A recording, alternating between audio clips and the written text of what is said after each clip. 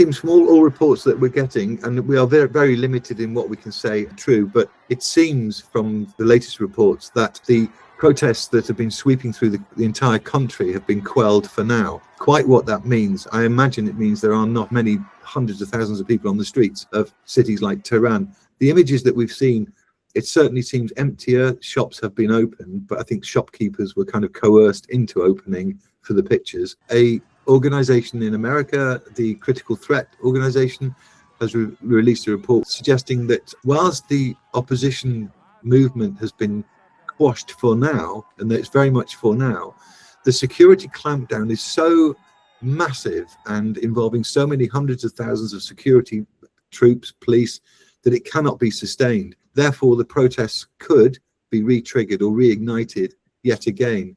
Meanwhile, interestingly, much of the regime has been moving money from its coffers, its banks in Tehran to places outside. One astonishing example is the son of the Ayatollah Khamenei, the supreme leader.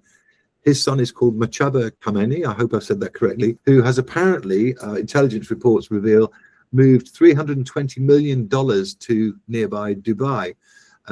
This, it's been suggested, is because it's possible the regime figures either believe that the banking system could possibly collapse in Tehran because of all the trouble and insurrection, or could they be preparing to physically move themselves if the regime is toppled.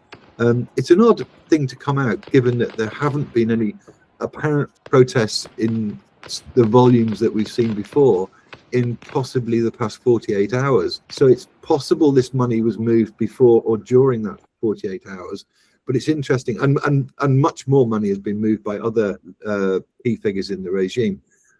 This goes back, I guess, to claims that one possible destination for the Ayatollah Khamenei himself, if he chooses to flee Iran, might be Moscow, where he'll join with Iran's old ally Bashar al-Assad, who's also in hiding there.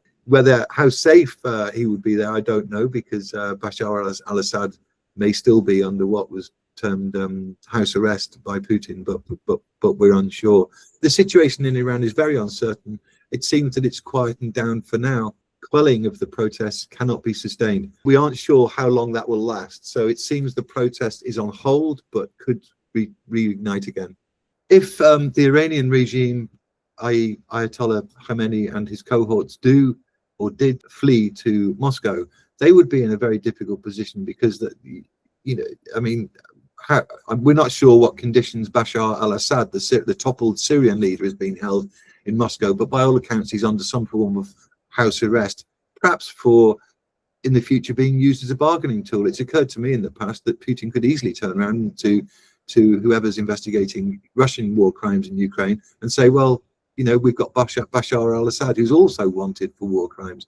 And Khamenei could be accused of human rights abuses. So he would be in a difficult position, though safe for now.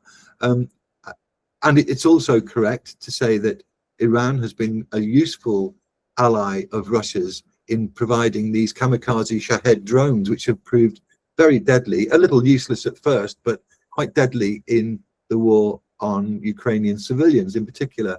In the meantime, Tehran hasn't just supplied drones, it's also supplied the technology to Moscow. So Moscow is now producing its own Shahed drones. And so it perhaps might not be such a big blow as we'd thought before. But nevertheless, there are technical advisors from Iran who've been helping Russia, and that applies to other countries as well, loose allies of Russia's. You have to say loose allies because you never know just how loyal these people are to each other.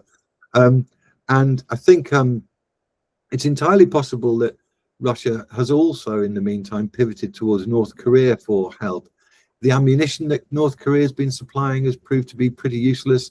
The elite troops that North Korea has been supplying have had a terrible time on the front line in places like Kursk inside Russia. Thousands have been killed. They're not quite as elite as perhaps Putin had hoped, but then again, nor are his own special forces quite as elite as he'd hoped.